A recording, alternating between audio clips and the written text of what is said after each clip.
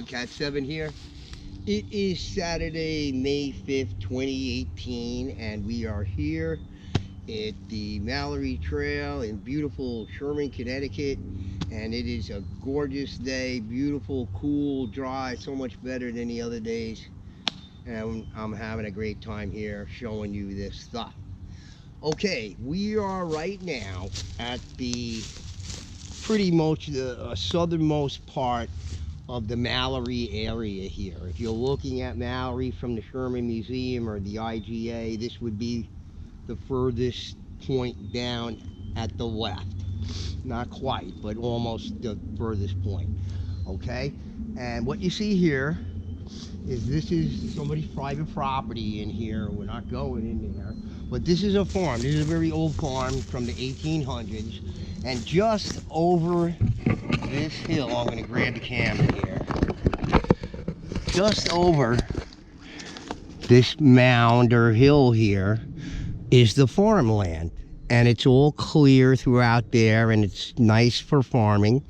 It's good sun, etc., etc. But up here on the same person's property, they weren't doing any farming. And you know, there's a few boulders around here, and if you notice in these boulders, they don't have any rocks on them or anything for whatever reasons. Maybe they cleared them off or whatnot. But right over here in the Mallory area here, there's rocks over every single boulder over here. So in any case, here we are at the furthermost point, and we have another one of these, you know, intentionally built openings again. You see the same design elements, the flat-sided stones, the shims, etc., in both sides here.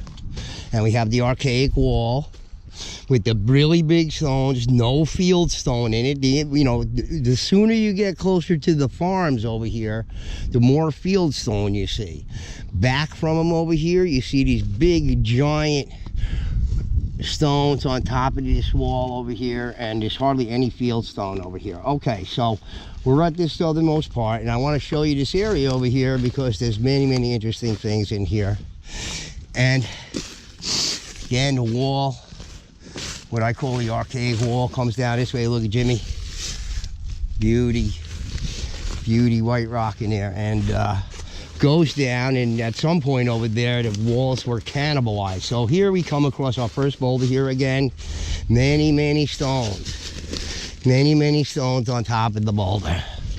Okay, same thing over here with this guy, just not as many, but it's a big guy here. But there are stones on top of here, kind of buried by the leaves.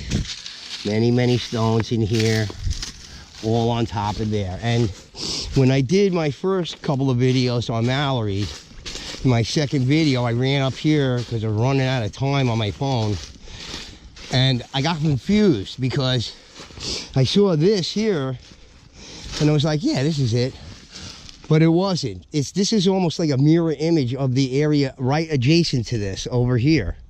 So you have another one of these things, and again, effigy. Okay, you got the eye here and the shape of it, you know, another whale effigy, and it's leaned over here, but you can see almost like a mouth. So you have another whale effigy here, the first one on the southernmost part here. Then we're going to move into this area adjacent to it here, because I got confused. Originally I thought that was this area, but it's funny that it's almost an identical sort of setup in the front there, where you can see almost like a trail goes up there. Same over here. So here's a big old rock over here, big old stone, and there are some stones in there that just, this is not flat, so you can't put it on top, but you can notice they're stuffed into the crevices here. Okay, now we're gonna go over here, and this is a really huge one, really huge boulder over here. We got these around here, and again, more small stones, more small stones. And here you can even see wedging or whatever it is. These might have been cairns that, you know, were knocked down or whatever. But let me take you over here to see the whale effigy, because This is a really, really good one. Really, really good one. Okay, here it is. There's our whale effigy. And as I said in my second video, you can see it's an eye there, the mouth, and clearly the shape of it is whale. And then you have a build out behind it of some stones built out behind it over here. And it could even go further, just buried by leaves and whatever, dirt.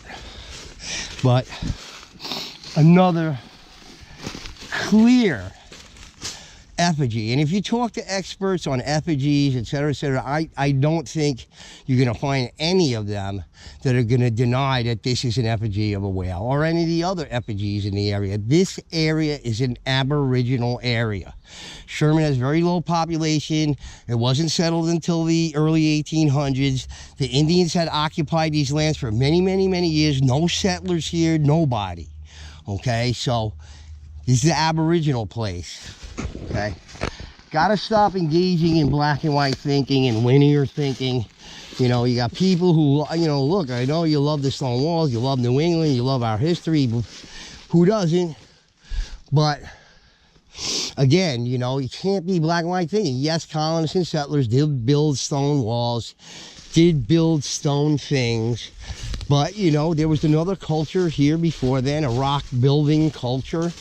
And I don't see what the big deal is. If the colonists and settlers didn't build all of the stone walls, would that be okay? I mean, you know, they get their attribution and their credit, and this other people should get their credit too. So I hope people are not engaging in black and white and linear thinking, okay? And think out of the box. And, you know, this is an aboriginal area over here. The people weren't farming up in this mountainous stuff on their property. Nobody else would either. As far as, you know, timber is concerned, sure, they were harvesting timber. Although in this area, I see a lot of trees and recent ones that just fell. Okay, the life cycle of trees in this area, white oak and these other hardwood trees have a life cycle of 200 years. So these trees were standing here for 200 years. Nobody sawed them down. Okay, so you can say what you want about the timber. Undoubtedly, they were harvesting timber, but apparently they left a lot of timber untouched. They just left to die and rot and fell down. There's large concentrations of trees, 200-year-old or better trees that just fell down recently. So they obviously didn't harvest those trees. So you can say what you want about timber, you know, harvesting in this area. You know, maybe, maybe not, I don't know. There's obviously no farming going on over here. These areas have tons of boulders in them and whatnot. I mean, you know, so, and there's all these aboriginal things, the stones on the boulders. So let's call it for what it is. Okay, this is an aboriginal site. The settlers and colonists had nothing to do with it. And back to the mound over here. Beyond this area, there's a higher point, and that's right where our white rock is in front of that, the big white rock, and the clam rock right in front of this over here. And up there are more boulders with more stones. In fact, one boulder has a lot of stones on it. It's like directly across from the one that's on that other mound that I showed in a few videos back. So anyway, guys, I wanted to show you these whale effigies here. And, you know, I can more or less call it at this point, you know, that the entire Mallory area has this whale theme. And, you know, it's hardly surprising because all the, you know, Aboriginal peoples of the Northeast and coastal areas were whale deity worshiping people. And, you know, and in some cases, you know, in some histories that I've read from researchers from the real, you know, high academic people, you know, have said that, you know, there's evidence maybe of a diffusion between European peoples and Inuit peoples in the north, and more diffusion down into the Algonquin and Iroquois, etc. You'll read that in mainstream history. This is not, you know, alternative history. So anyway, guys, I wanted to show you the whale effigy, and there's actually two of them, one here and one in that other area that I just showed you. So this is a major area over here, and this is why I think it's surrounded by the white stones. There's odd white stones elsewhere to identify this area, but this is the main one. Okay, guys, so anyway, Bugcast 7 signing out, and then I'm going to go to the next area, and I hope I'll see you there. Bye now.